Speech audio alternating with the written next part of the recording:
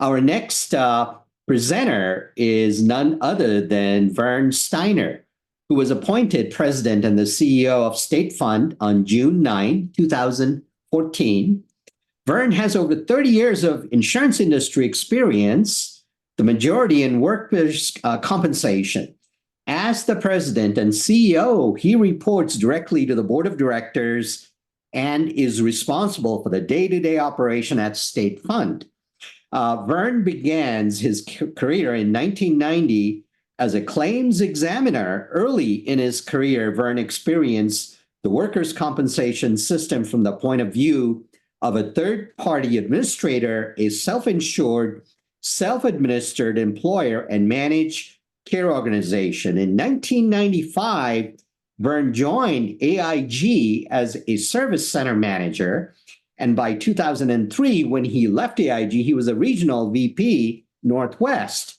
He worked for CNA from 2003 to 2007 as the VP Workmen's Compensation.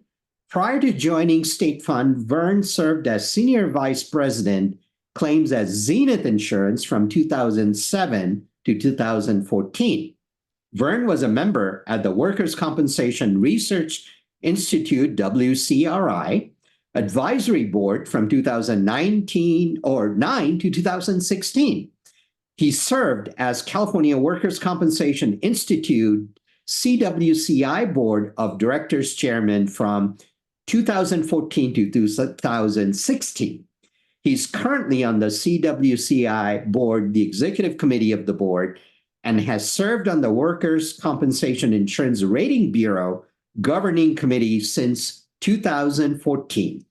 Vern received his Bachelor's of Arts in Philosophy from the University of California, Los Angeles. So without further ado, Vern, the floor is yours. And thank you for being back at SDAC.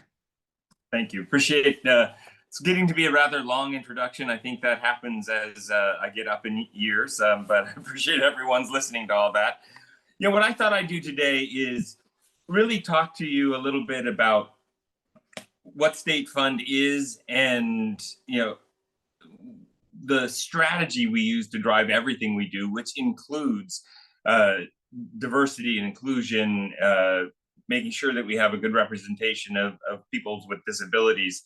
It really, for us, it all starts with culture. But before I go there, just a little bit of background about State Fund. State Fund was created almost 110 years ago now. Next year will be our 110th anniversary. And we were created because the state of California and really much of the Western world had decided we need some sort of a social backstop for workers. Yeah, the world had changed. We'd had an industrial revolution that had been going on for 50, 60, 80 years at that point. And people were getting hurt and they didn't have any kind of support system. It was quite a bit different than when we were an agrarian society and you worked on the family farm, or you worked in a community store and people kind of took care of each other. The world was becoming a colder, more remote place, and workers didn't have any kind of a backstop. So society, again, across the Western world, decided we need to start implementing these workers' compensation systems. And in the United States, every state kind of took their own crack at it. There are some federal systems. We don't really have anything to do with those. Those are primarily for railroad workers, maybe people that work on waterways, people that work overseas on defense bases, things of that nature. But each state created their own workers' compensation system. And in California, like almost everywhere else in the United States, when these systems were being created around 1910, 1913, some of them dragged on another 10, 15 years before they actually created a workers' compensation system. When they were being created, insurance was a very different thing. You think about the kinds of insurance that we experience today, and you know, it's just part of our lives. Just heard about earthquake insurance and wildfire insurance, but you know, we probably, all of us, have automobile insurance, health insurance. We either have renters or homeowners insurance. These things are just part of our life. Insurance is ingrained in the fabric of our society. It actually makes most of what we do possible. But was that true back in 1910? Not too many people had automobiles. I think doctors were still showing up, making house calls and leaving with some eggs or a chicken or whatever it might be. There wasn't a big backdrop of healthcare insurance. Um, Homes were probably not subject to 30-year mortgages where the mortgage company required you to have home insurance, and the price hadn't gotten so out of control like it is today, so it was necessary to insure something to that degree. Insurance was around, and it had been around for a couple hundred years, but it was focused on different things. In fact, insurance really got started with shipping in England, Lloyd's of London, where merchants were uh, experiencing losses either from weather or from piracy, and they would pool their resources to make sure that if somebody experienced the loss, it didn't wipe them out. They kind of shared in that experience and were able to survive those kinds of losses. So when the California legislature created the workers' compensation system and decided that every employer has to offer these benefits to their employees, they weren't really sure that every employer would be able to go out and get that insurance. And they did know that some employers most employers were of the size where they couldn't really fund these losses themselves. They needed to have some sort of insurance in order to be sure they were providing the benefits. So they created the State Compensation Insurance Fund to help with that. We were created to help make the workers' compensation system work. And it's very important to understand, though, we weren't created like with some other states to be the only place to get workers' compensation insurance. We were created to be an available market. So we're available to anyone who needs workers' compensation insurance in California, but we compete with all the other insurance carriers. Back at the beginning of our history, there weren't that many others, and we were the dominant force in the state.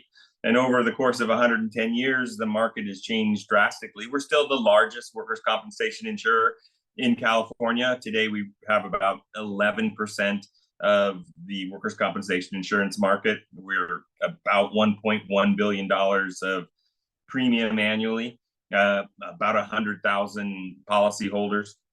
But there have been times in the past, as recently as the 2005, 6, 7, where we were the largest workers' compensation insurer in the country, which probably means we were the largest workers' compensation insurer in the world. And we only wrote California insurance. And times like those, right now, workers' compensation is a very profitable line of insurance, and almost all insurance carriers are competing for it and trying to grow it.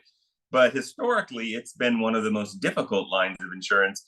And there are times when, just like we're seeing in, I think, auto and home insurance today, there are times when insurers retreat from California and don't want to participate.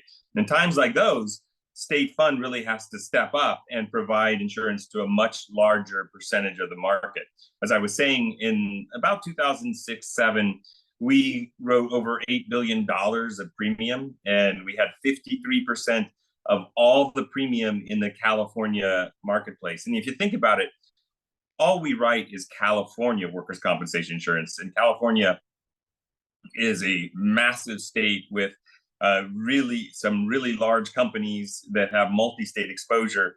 We don't write those kinds of organizations, right? If you have 10% of your business in California and 10% in Texas and some overseas, that's not a customer that we're going to handle. We handle the customers that are primarily California exposure with maybe some ancillary exposure somewhere else. So we're never going to have 100% of the California market. When we had 53% of the market back in 2006 or 7, we probably had about as much of it as we could possibly have and stay within our charter. So that's a little bit of background about State Fund. The environment is very different now than it was when we were created back in 1913 and the comp system began in 1914. It is really more of we're not as necessary as we were back then.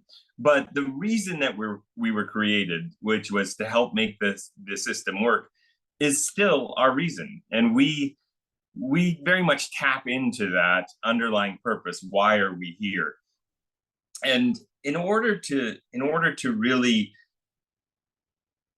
fulfill that purpose, we have to align our values. You see that our values are up on my screen, Zoom background. Show we care, respect everyone, do what's right, be innovative. And our guiding principles. We have a kind of an internal brand statement that is, we refer to it as our North Star, that we're driven to help others and do the right thing. We align those things with our overall mission, because that's why we're here. We were created to help make the system work. And the way that we think that we can do that most effectively is by living the values that I've talked about and being guided by that North Star. How do we help? And that's how we start. Any problem that we face is, how can we help? And there's sometimes when you can't. There's sometimes when it's not fair, it's not right, it's not sustainable. And that's okay. But as long as you don't start with the no, you start with how can we help, and only get to the point where you don't help if it's not something that is right, fair, legal, whatever it might be. So I want to talk to you more than anything else today about culture, because when I was invited to talk to you about how State Fund does what it does, and we have about 21% of our workforce, and we've got 4,000 employees who report that they have disabilities. There's a lot of things we do. We've had a DAC for years and years and years, and they're very effective.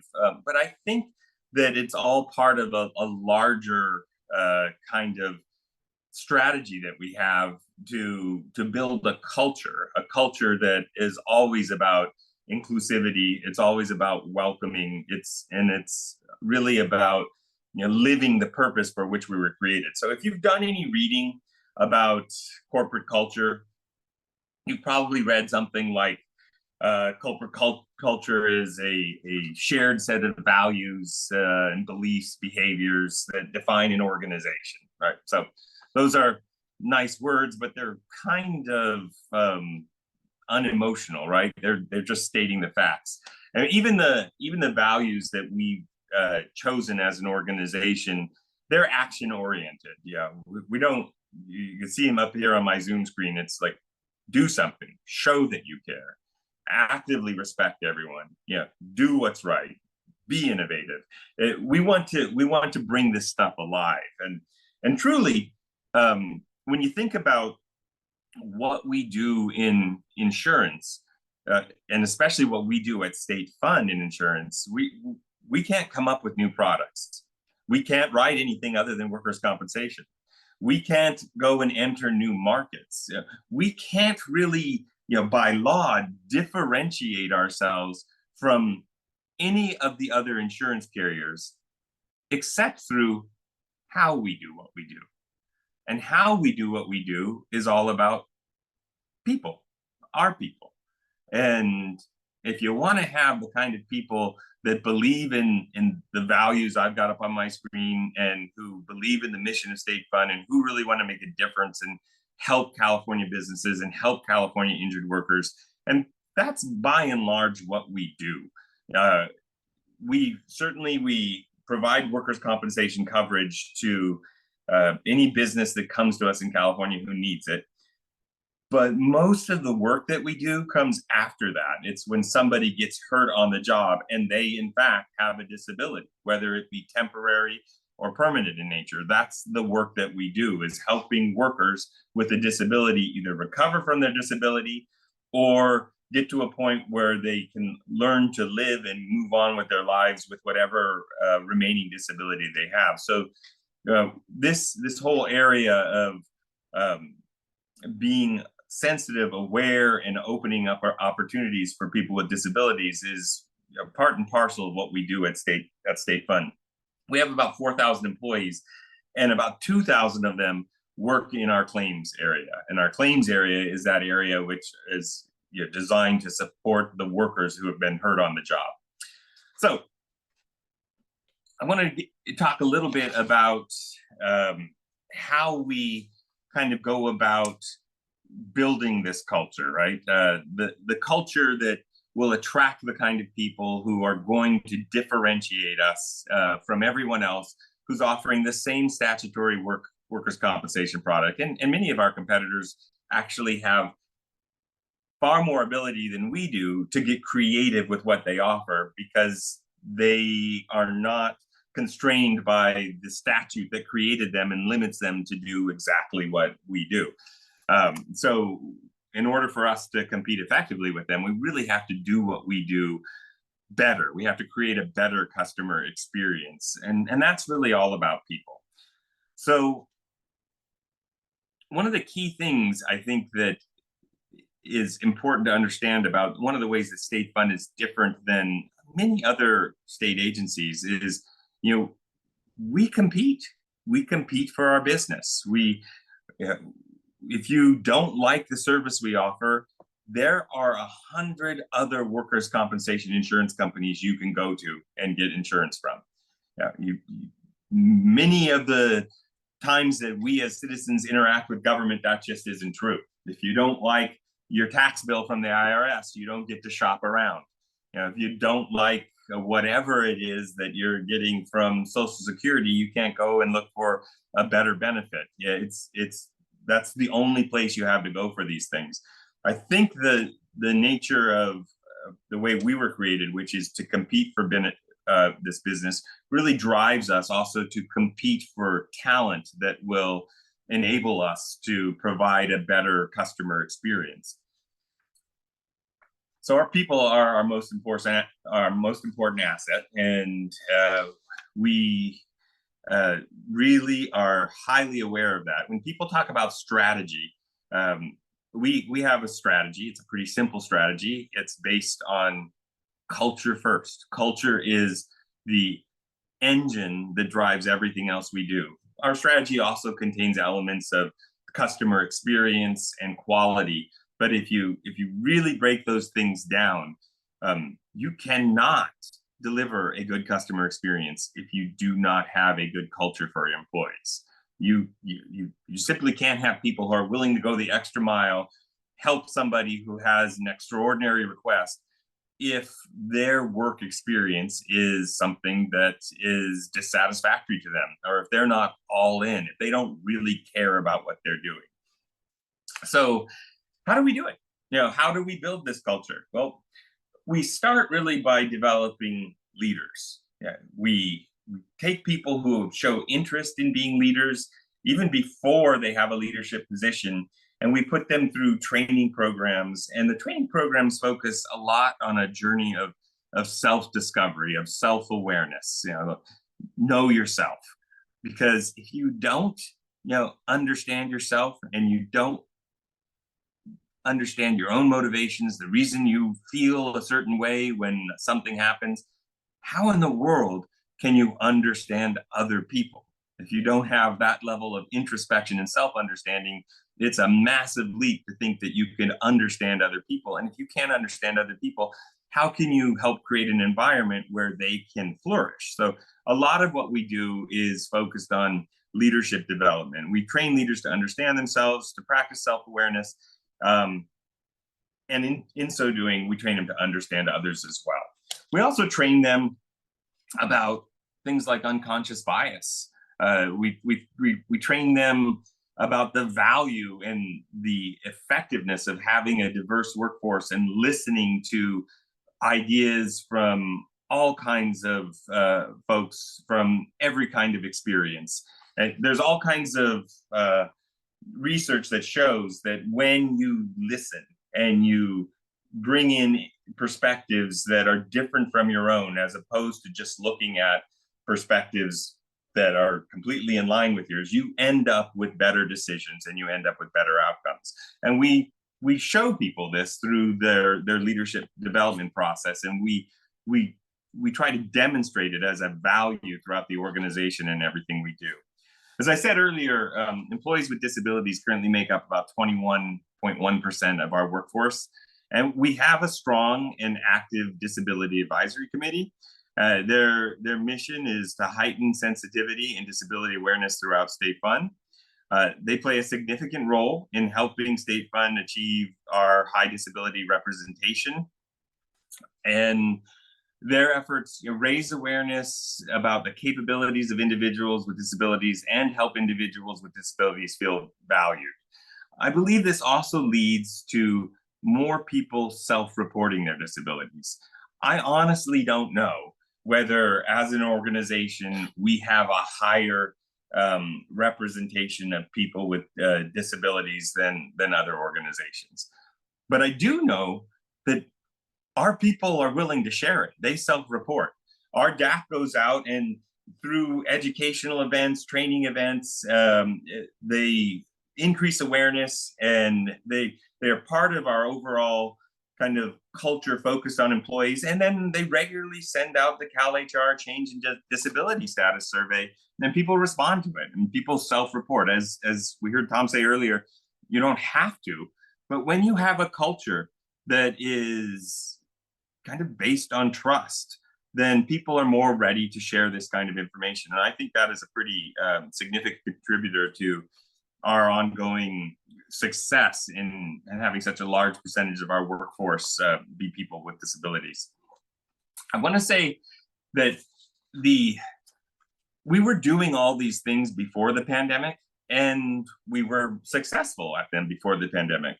But the pandemic came along, and it really changed everything. Like so many of you, we sent everyone home, and we started to try to figure out, how do you do this in this forced remote teleworking kind of environment?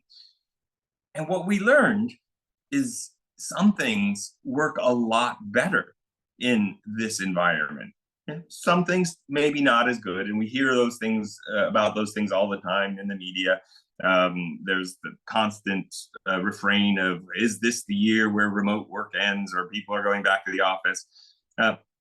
But there's not as much attention on the things that work better. So as I said, we've got about 4,000 employees, and we're up and down the state of California. We still have, we don't use them as much anymore, but we have an office in Eureka, we have an office in San Diego, and we have like 20 offices in between. So we go from the northern tip of California to close to the southern tip of California, and we have people distributed throughout those offices. Now, most of our people were probably in 10 of the offices in bigger areas where we had kind of full service centers. But you think about that, and when you need to roll out information, when you want to have an event that your DAC has decided, hey, we're going to do this. Now you have to repeat it 10 times, 15 times, 20 times. A lot of effort goes into that. Now we're able to do these things with quite a bit more ease, and it's just more nimble and more efficient. And there's less of an obstacle for people to participate. So we've really found that this remote work is a great equalizer and gives everyone kind of an equal access to information, trainings that we develop. And we're doing things like that on a regular basis. One of the things that we did this year, and we've been doing it since 2020, trying to come up with development programs that help people deal with the kind of changes that have been thrust upon us in this new world that we're living in. And it was acute and difficult and emotional and frightening back in 2020. And maybe some of those edges are a little softer now, but there's no question that we're still dealing with change at a rate that's more rapid than at probably any time in our history. And we have things coming at us from all directions, including the AI phenomenon that was, so in the news this year. And people have a lot of questions. They just want to know how to deal with these things. So we create regular kinds of training events. And again, these events are a lot easier to deliver to everyone in an organization spread out over 20 some locations, when we're primarily focused on communicating in this way, virtually, as opposed to trying to figure out how to coordinate and send out the right people to each of these organizations. And what that ends up meaning is, the quality of the event is probably about the same, but the frequency of the events that we can provide is now greater, because we don't have to duplicate it for 20 some locations. We can, instead of duplicating it across the state, we can figure out how do we do more of these things, and how do we identify what our people are interested in, what they need. This year, one of the things we did was we focused on teaching folks about resilience. And our learning and development folks took a look at that and said, what this really turns out to be in the literature is something called grit. It's like when you have obstacles in your way that you have to overcome, what is the recipe? What differentiates the people that end up being successful from those that might not? And it turns out that this resilience ability, grit, is really important. So one of the things that we did is we went out and we found a series of diverse speakers ranging from actors, an Indian American actor, an African American athlete, all kinds of people, and had them tell us their story, what they had to overcome, and how they managed overcoming that.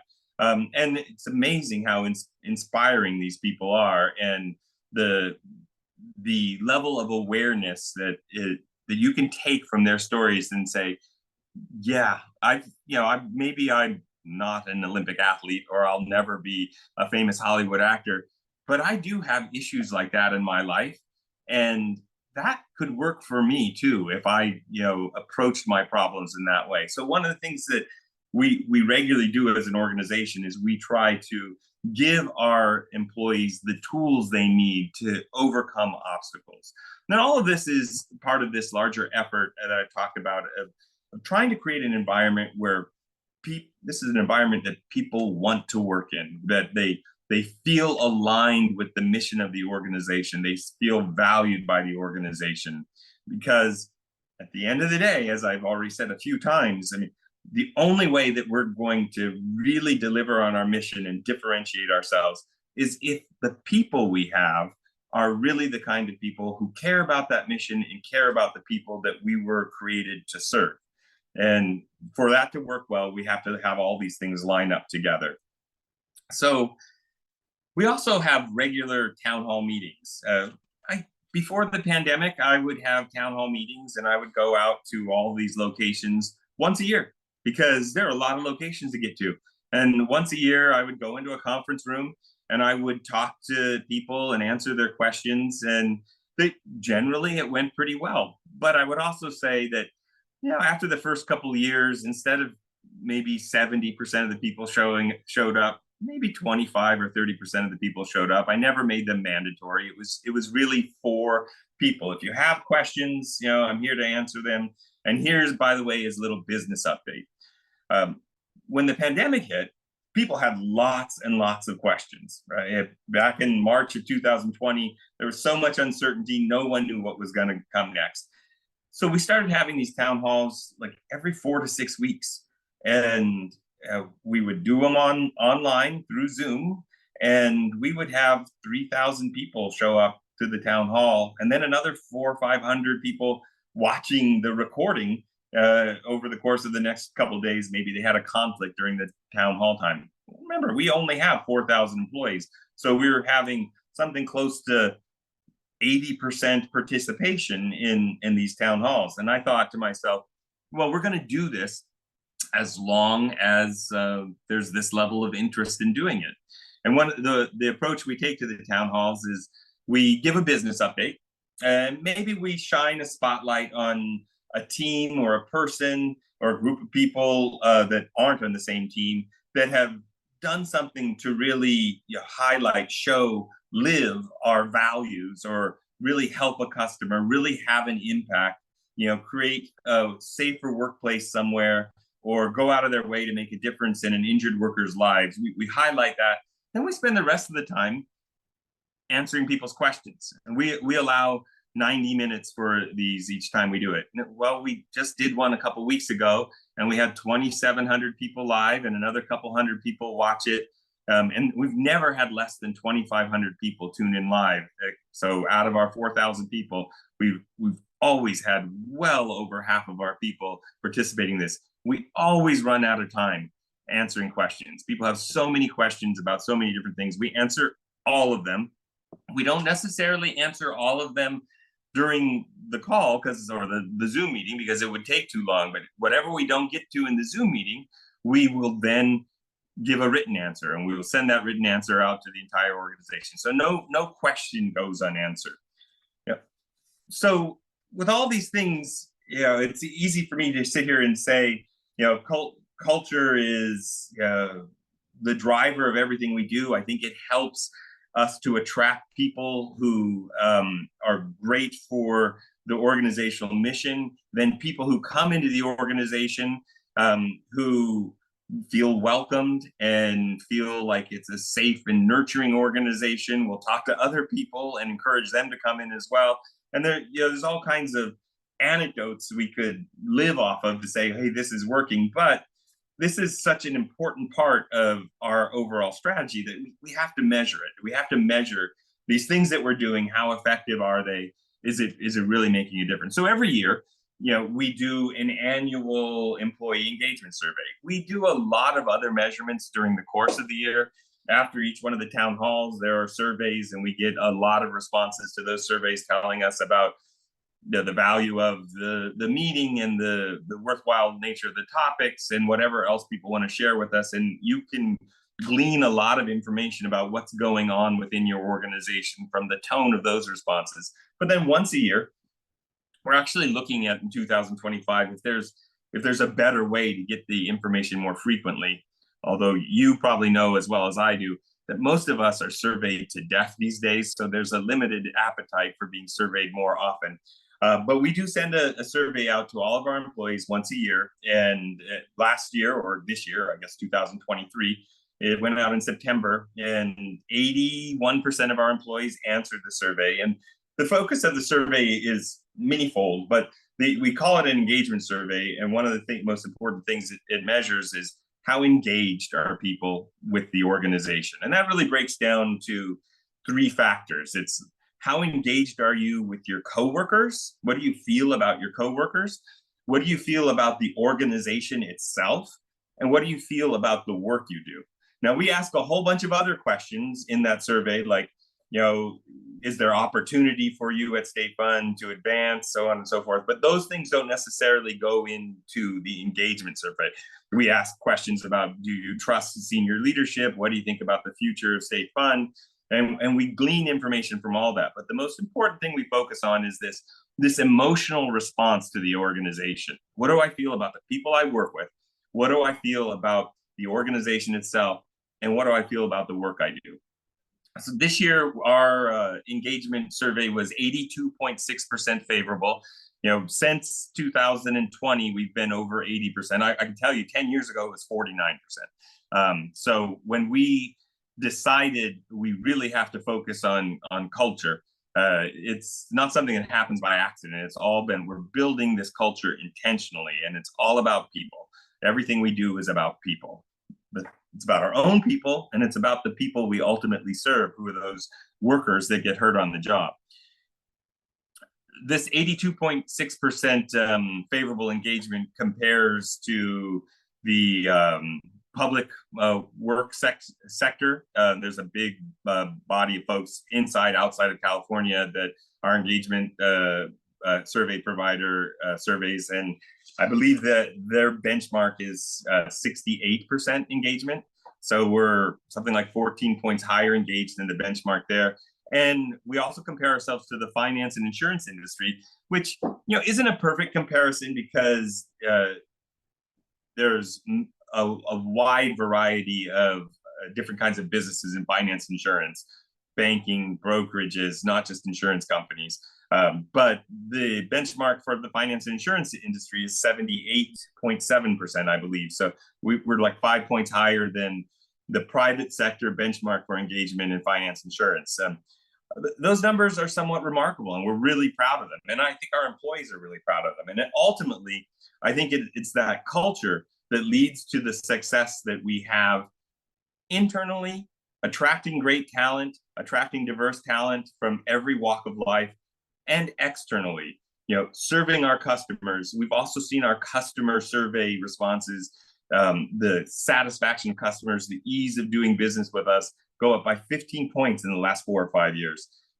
We've seen the reputation of State Fund, which quite frankly was really very, very poor after, up until 2012, 13, 14, not because of anything I think State Fund did wrong, because we had to save the entire industry and grow rapidly at a time where there was a state hiring freeze and everything. It was a crazy situation. I wasn't here for that. But when I came in and understood it, I said, oh my goodness, what a tragedy that the organization did exactly what it was designed to do, but the system wasn't aligned and made it almost impossible for us to do it well. So we stepped up and we saved the California workers' compensation system when it needed us. But the customer experience that we were able to deliver during that period of time was so bad that as soon as people had any choice, they wanted to leave us, and they did. So we've been spending the last many years as part of this overall strategy of let's change that reputation. Let's change our brand reputation. And really a brand reputation is very similar to what we're talking about internally with a culture. A brand reputation is about consumer trust.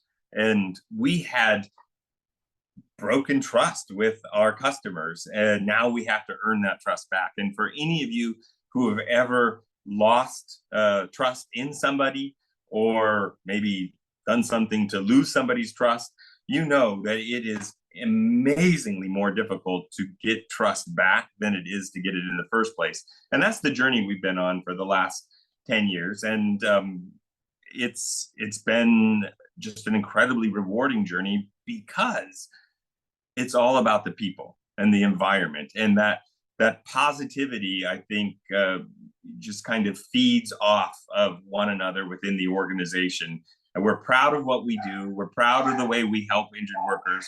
We're proud of the way that we help make California business possible. And we're proud of all of the people at State Fund and the way that, they support each other and feel good about the organization that they work in. Specifically, I mean, we do all the blocking and tackling that you've heard about and other things from other folks. So we have all the DAC committees, the DEI, those things without the heart and soul behind it are just checkboxes. You've got to have the heart and soul behind it that really says to the organization, not in words, but in actions, this stuff matters. People matter. People is what it's all about. And that's what we try to do at State Fund. So, Bobby, I'm happy to answer any questions. That's really all I had prepared to talk about. Well, thank you so much, Vern. Thank you for returning back to SDAC. One of the things you mentioned that struck me during your last visit was you said something about culture will eat strategy for breakfast. And today you repeated that one of the success of DAC and having a high disability parity rate is the culture change. So that's remarkable for a large organization. You have almost 4,000, as you mentioned, employees, and your disability parity rate is 21%, a little over that during the last count. Most state entities in the average are suffering in that area. They're like 8.99%, something like that. What are the 3 things that you can share with the rest of the state entities that are present today, the success, and give them the best practices that you have been implementing within your organization relating to this aspect of disability parity? Yeah. So I figured you were going to ask me a question like that. And I talked with our team about this to say, well, what is it? What is the magic? And I think that certainly part of it is truly empowering the DAC to do what they do. Yeah, not trying to control it and limit it in any way. And the more people, and this is related to this cultural thing, the more you empower and trust people, You have to have the right people, but once you empower and trust them, there's almost no limit to what they can end up doing, right?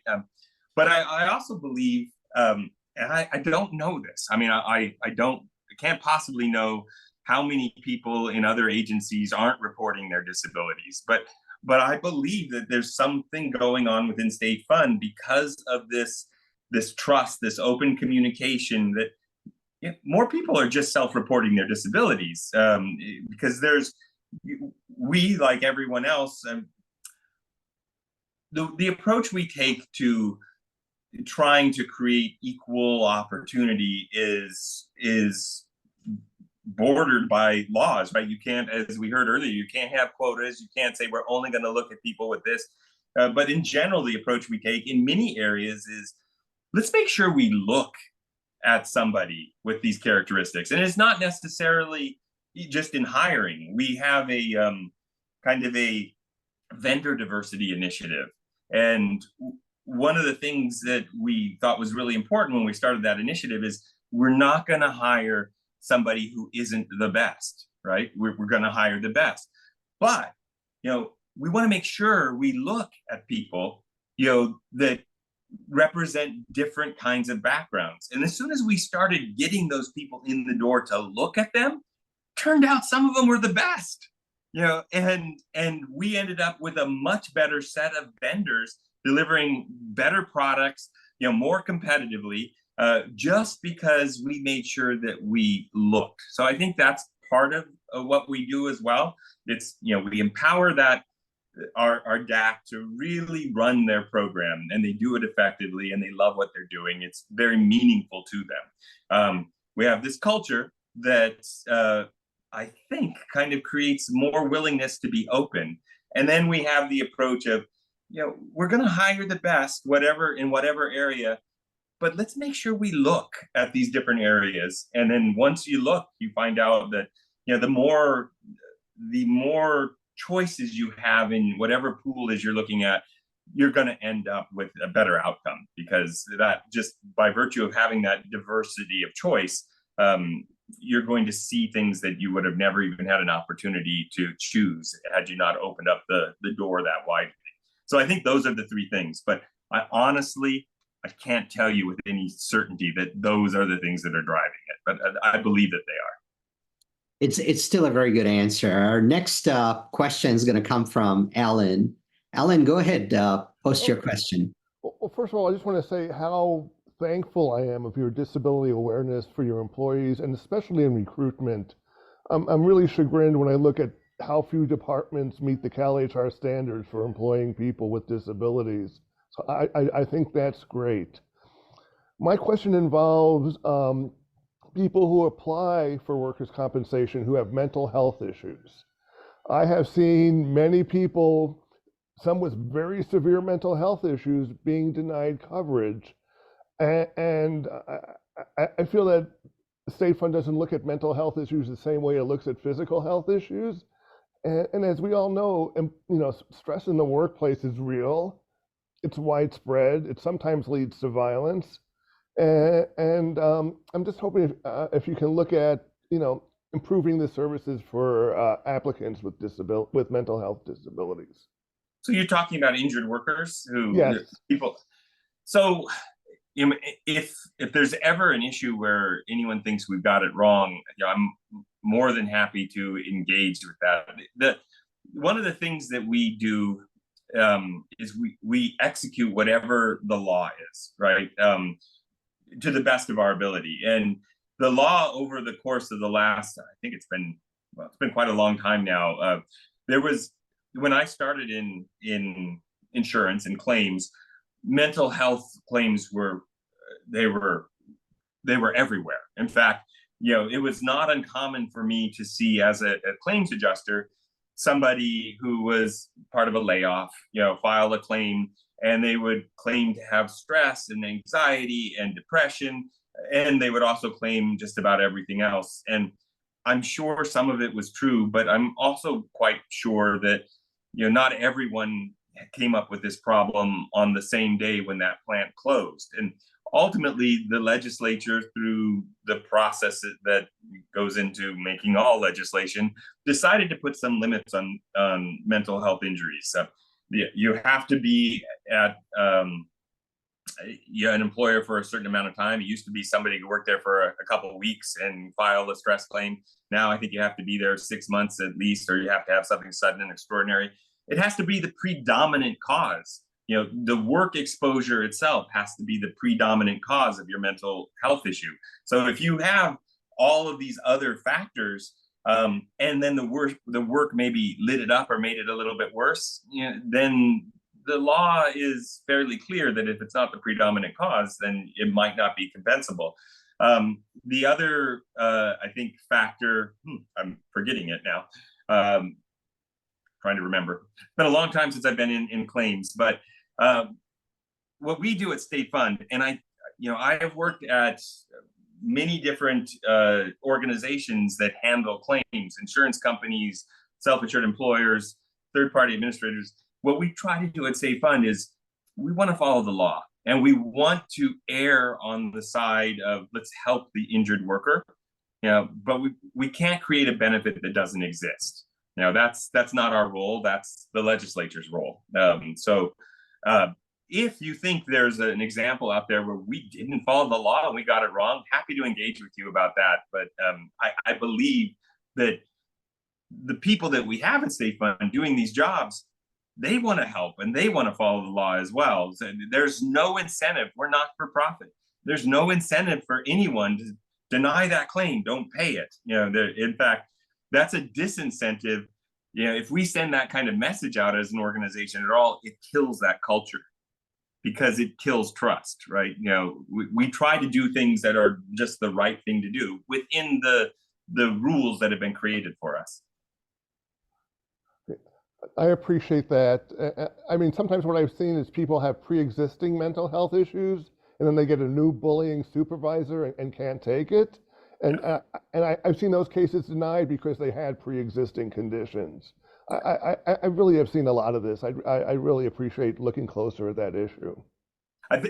Thank you for that. You reminded me of the other thing. That the other change in the law was you can't have a compensable mental health issue for a good faith personnel action. There is a lot of room for interpretation between bullying supervisor and good faith personnel action, right? I mean, it could be in the eye of the beholder. It's what perspective you're looking at. So that is the grayest area and the hardest thing for us to manage. And you might also imagine when we're looking into this claim, these allegations, we get one story from the bullying supervisor that says, I don't bully at all, and I did exactly what I was supposed to do. And we get another story from someone else, and we don't have a magic ability to discern what is true. But when the supervisor tells us, hey, these are facts, until we find something that controverts it, we're probably going to lean in that direction. Okay, well, thank you. I appreciate it. Thank you, Alan. Well, do we have any other question for Vern? He's, again, given us a great deal of information, talked about a lot about the disability parity rate. And one thing, though, I want to follow up on, one of the item that Tom Welch has mentioned, which you kind of amplified, the thing about remote work is a great equalizer for person with disabilities and person who simply want to be productive in a different environment. How a large organization like yours accommodating that and in fact championing that cause when many other state entities are asking people to come back to work and remote work is no longer, is a favored item. Yeah. I've been struggling with this one for a while. I will tell you, going into the pandemic and sending everyone home, I really believe in this culture stuff. And I asked myself, how can you have a culture if people don't see each other? And of course, I'm a product of my experiences, and my experiences were all in the office experiences. But we had to figure it out, because really couldn't bring people back into the office for 12 to 18 months. I mean, and what I started to realize is culture isn't about proximity. And then I kind of kicked myself and said, well, of course it isn't. In my previous roles, I'd managed people all over the country and maybe seen them once or twice a year and didn't even have Zoom. We had some video conference stuff that never worked. There was always big lag. So it was primarily phone and maybe 1 or 2 face-to-face visits a year. And I developed great, long-lasting friendships, relationships with people that I worked with. So culture is not about proximity, and don't let anyone tell you it is. It's about your behaviors. It's about your environment. It's about how you treat each other. It's about the values. There are certain things that I am sure are lost when you're not face-to-face. And I think it depends a little bit about the type of business you're doing. There's this collaboration, this creativity, this impromptu kind of idea generation that people talk about. Well, I believe that that's probably true. But if you think about what we do as an organization, we have adjusters that are on the phone with injured workers and with employers. They're not collaborating. They're on the phone with someone already. We have premium auditors that are out in the field auditing an employer. We have loss prevention people that are out in the field. We have underwriters that are on the phone with a broker. They're not collaborating with the team. So for us, it actually lines up quite well. Now, we're a big organization. We create systems, technology. There's a little bit more collaboration that goes on there, but we have some pretty good tools to help us to do that. But most of what we do isn't based on that collaborative model. We're externally facing to the customers and the stakeholders that we serve. But we've intentionally created touch points. We used to do it through Zoom during the heart of the pandemic. We'd have Zoom celebrations. We have people volunteer to teach us about their hobbies, like they're a beekeeper. Who knew this person was a beekeeper? And they would teach us about that. People cook their favorite holiday recipe and share that recipe with the whole organization. We did that for a while, but now we're back to having in-person events, but we make them optional. We have in-office events. We have little celebrations throughout the year where people can show up. This last year, and I think we're going to do it again early next year, up and down the state, we all went bowling. And same day, pretty much the same time. And some of us did it in Sacramento, some of us did it in San Diego. And about 50% of the organization showed up to go bowling. They didn't have to, but they chose to. Those things are important. I think we all need those things. If we're completely shut off from face-to-face contact with one another, we're going to be missing something. So the trick we're trying to figure out, and we don't know that we know the answer yet, is how do you create the opportunities and make it meaningful? I have some friends who worked in the insurance industry, and they started telling people, you have to come in the office 1 day a week. So they did.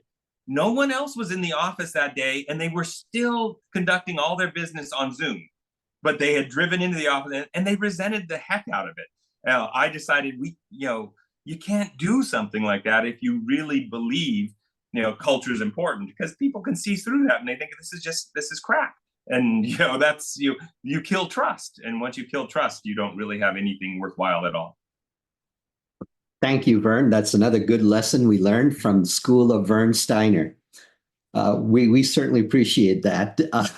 One other question that came up in the chat is a workers' compensation a black and white item, or it depends on the interpretation of the claim adjuster?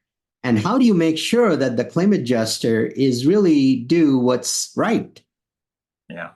So it's the rules are black and white, but the facts are not always black and white. Facts are subject to interpretation, and that's why we have courts all the time. We have them in workers' compensation too. There's a dispute resolution process. I tell you, before I came to State Fund, I was working on this really large claim, and the employer told us, we have this bus, they can take this bus, they don't have to drive themselves from field to field, and so we were interpreting this claim, well, they're not really covered because they chose to drive their own vehicle and they got into a big car accident. Turns out the bus didn't work. The employer didn't tell us that, right? So we don't start off from the point of saying, well, our employer's a liar, our policyholder's a liar. But as soon as we find out that that fact isn't true, then you say, well, something that you said isn't compensable now becomes compensable. So what is not black and white, it should be. But what's not black and white really is the facts. You get different stories. And I can tell you from years and years of experience, sometimes employers lie, sometimes supervisors lie, sometimes employees lie. It's really hard to tell. Sometimes it's not so hard, but lots of times it's hard to tell who's telling the truth until you get a little bit more time to develop and more things come out. Now, I've had employers say, this is the way it happened, this is the way it happened, right up to trial. And then when they take that oath, they say something different. And we fought the claim the entire time. We would have paid it, and now they say something different. And, if they just said that from the beginning, everything would have gone down a different path. Well, thank you, Vern. I'm not going to take up any more of your time. We have learned a great deal again. Come back anytime. You're always welcome to SDAC. You have wealth of knowledge and wisdom to share with us, and we all always appreciate that. And keep up the good work and keep setting examples for the rest of the state entities in that disability parity rate. So thank you and happy holidays. Thank you and happy holidays to you. I appreciate the opportunity to talk to everyone. Thank you.